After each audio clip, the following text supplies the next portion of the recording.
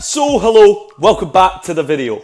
And as you can see from the title of this video, I'm going to tell you how to stop Erling Haaland. Hi there.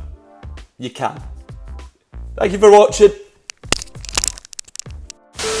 No, but in all seriousness, he's actually only got 1 goal and 1 assist in his past 8 games, so he clearly can be stopped. The only problem is the team trying to stop him is Scotland.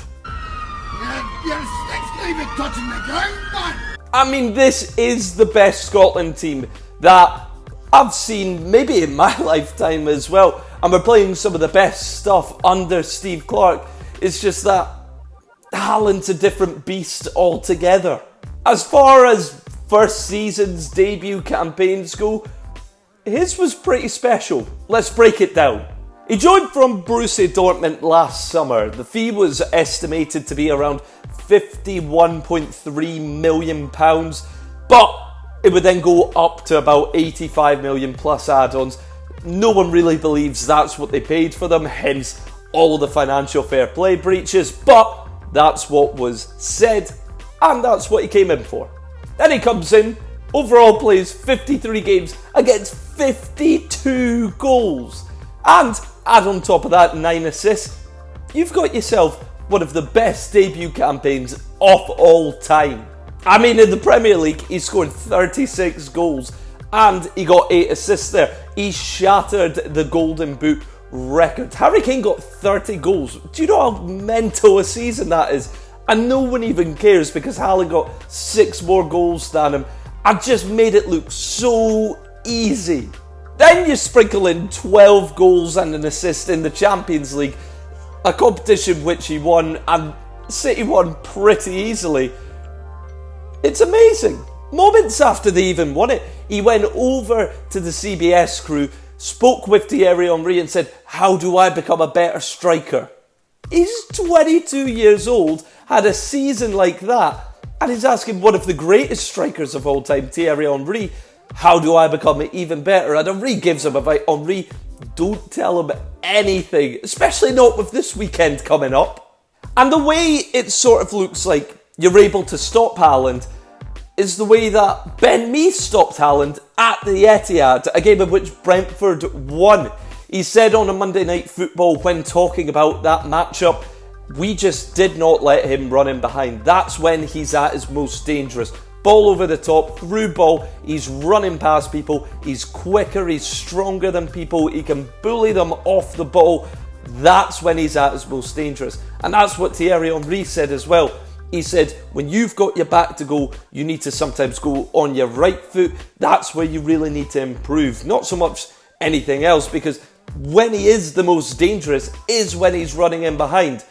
And that's what Scotland really need to keep an eye on for the game on Saturday. But it's not just Haaland that Norway have as well. They've got Martin Ødegaard, Arsenal's captain, a guy who has had one of the best seasons in the Premier League and in European football as well. He'll be in midfield pulling the strings. It's vital he gets shut down, as well as the trickery of El Yunusi on the other wing and the presence of Sorloth up top as well. So they have some good wee players in there as well.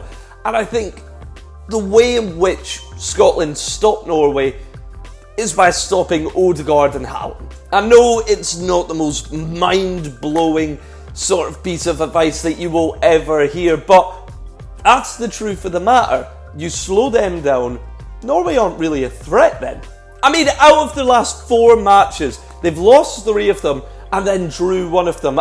Look, no shame in losing to Spain, even though it's not a great Spanish side.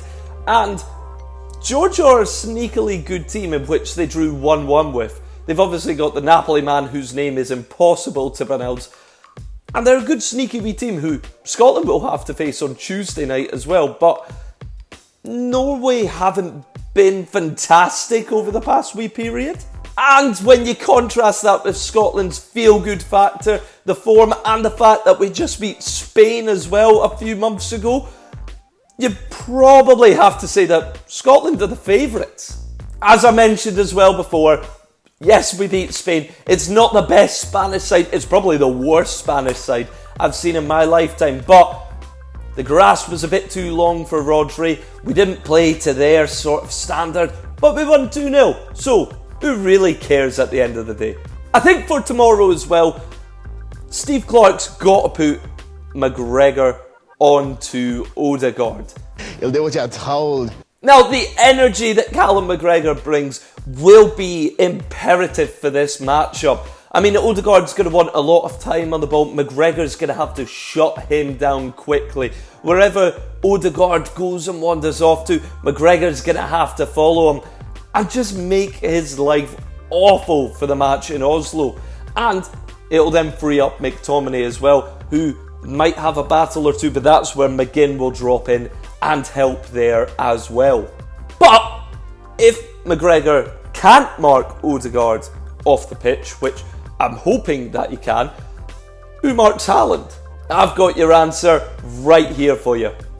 Ryan Porteous. Do we look happy? Just let me explain. Now, I think for when Haaland tries to run in behind our defence, we're obviously going to be playing our 5-back. I think Jack Hendry will be the one in the middle, and he should be the one sweeping up, just in case Haaland gets behind our defence. Or I say just in case, it's more than likely to happen. But Ryan Porteous is a madman.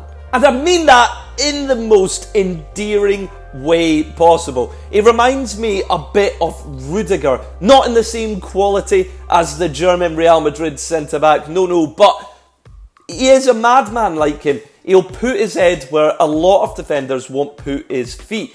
And he'll clatter into Haaland. And just like Rudiger did in the first leg in the Champions League semi-final, he'll make it really uncomfortable and hopefully make Haaland have a really quiet game. Now, what I think Scotland should do and what I think Steve Clarke will do, they're very similar, but they're a bit different as well. I think we go Angus Gunn in goal, which I think Clarke will agree with. The back five, I think, picks itself. Now, Hickey and Robertson at the wing-back position, Tierney at that left centre-back, Hendry in the middle. Usually I would say a defender like Suter, but for the game that we're going to be playing against Norway, it's got to be Ryan Porteous. No room in the midfield for Billy Gilmore this time. I think it's McTominay and McGregor. They work well together. And McTominay just seems to have an eye for goal now all of a sudden. Then the front three is where I think I'm going to be differing with Steve Clarke. I would go again on the right wing. I think that's pretty set there. I would then put Nesbitt and Shankland up there as well. I think even though Nesbitt, yes, he's just gone to Millwall, but Hearts and Hedge strikers up top, the games complement each other really well. Shankland's got fantastic link-up play, and Nesbitt, he's a finisher, a wonderful headerer off the ball, and I think the pairing would work really well together. But I don't think Steve Clarke will do that. I think he'll go Lyndon Dykes up top with Ryan Christie on the left wing as well. A prediction for the game?